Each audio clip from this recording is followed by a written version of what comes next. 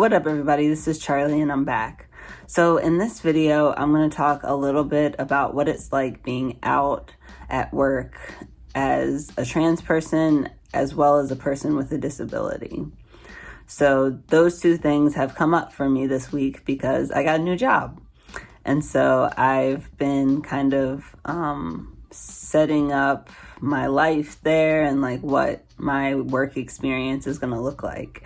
And for the first time, I am going into this job completely with they, them pronouns. In the past, I've given people kind of the option of he or they, or just gone by he pronouns because it's been a lot easier. But in this job, I decided I really want to go in being myself. And so I told them about my pronouns, and for the most part, they've been using it. There's a few other people who started the job with me who are struggling, but for the most part, the staff already has a habit of referring to people in gender-neutral terms. There's gender-neutral bathrooms. It overall is just like a really great place, and I'm excited to work there. But yeah, it's gone okay, is what I'd say. The way I introduced it was before I came into the office, I sent the HR rep and our executive director an email and said, just so you know, I am transgender and I go by they, them pronouns. I just wanted you to know so that you can refer to me correctly as you're going through my new hire paperwork. So that was kind of how I introduced it. And then as I've met people on the job, I've tried to introduce my pronouns, and they have a place on my email signature where I can include my pronouns. So I'm excited for all of those different options. I'll see how they go, and I'll kind of give you an update probably in a few months or so. But for now, going in as a trans person has been great. I would say going in as a person with a disability has been a little bit harder. On the first day, I realized that I was going to need accommodations, not just for the job itself, but even for orientation. And so I tried to turn in my accommodations request form as quickly as possible. But of course, I have to go through all the red tape.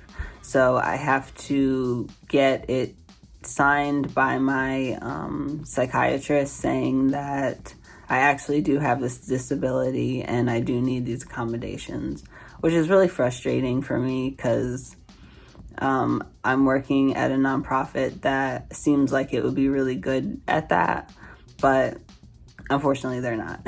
Or not that they're not, they just are going through the litigious way of doing it, and that means getting a doctor's signature so that they can approve my accommodations, because some of my accommodations will cost money. Like the way my desk is oriented, it's so that everyone is behind me and I'm on the way to the break room, so there's a lot of people passing by. And so, of course, me with my paranoia and feelings of being watched and all of those different things that I struggle with, sitting with my back to everyone is just it's just a really stressful experience for me. So I am going to need some sort of like partition or something around my office space. I also need noise canceling headphones, which I have a pair myself, so they don't actually have to buy them for me. But, it is an accommodation for me to be able to use them because most people aren't allowed to listen to music during work. Which I'm not actually trying to listen to music, to be honest. I just want to use the noise canceling feature and I still be able to hear people. So that's not a problem. The other accommodation I want is Evernote. Evernote is an app that kind of helps you to schedule things and take notes and make notebooks and make a task list, and what else? You can record people, which is helpful for me because I get brain fog and can't always focus on what people are saying, or I'll go like medium catatonic and like go in and out of conversations, which I know people, like regular people, zone out, but this is like intense and it happens often. And I miss whole parts of conversations and can't follow people's conversations and stuff. And that's a big problem for me. And especially at work when people are communicating really important information to me and don't want to have to repeat it a million times. I need a tool that will help me just record what they're saying so that I can go back and listen to it and make sure I heard what I heard. Also being able to take notes on the fly so that I can double check with people that, is this what you said I should do, right? Correct? Or is it not? Did I read that wrong? What? Yeah, so those are some of the things that I think might cost money. Not a lot. Evernote is like $5 a month.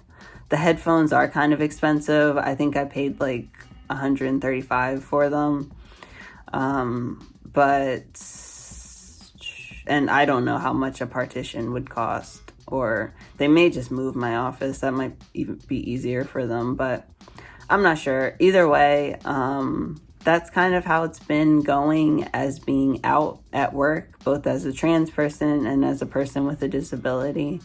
Like I mentioned before, I will make an update video on this in a few months when I've been working there and kind of settled in.